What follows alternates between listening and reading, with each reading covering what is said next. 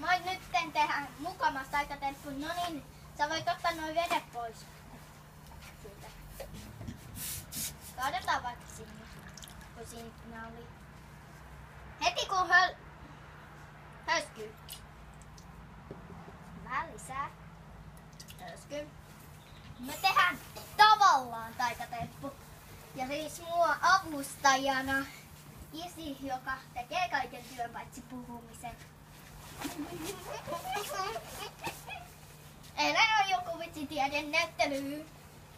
Niin sen takia mä näytän tämän tempun.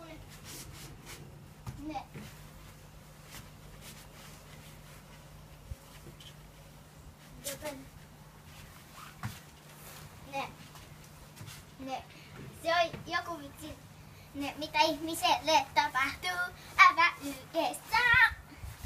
Niin sitten täällä näkyy tämmönen juttu, mikä mä nyt näytän Suomen kansalaisille. Siis tää on taikatemppu. Huomio, kärsivällisyys on tärkeää.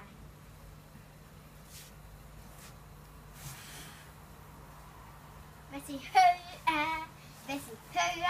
Joo, ei siis yritetään tuhota purkki. Me yritettiin jo yhden kerran, se feilaantui.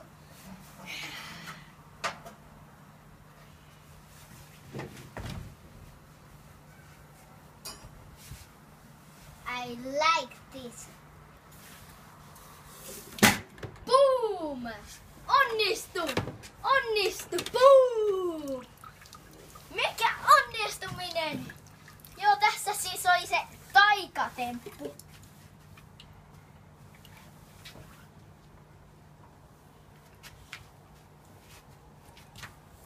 Älkää tekö tätä sitten yksin. Älkää kotona, vaan ulkona, hehe. Taas näitä vitsejä. Joo, te voitte testaa tätä samaa juttua.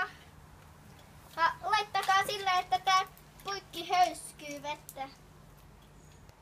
Niin sitten tämä onnistuu.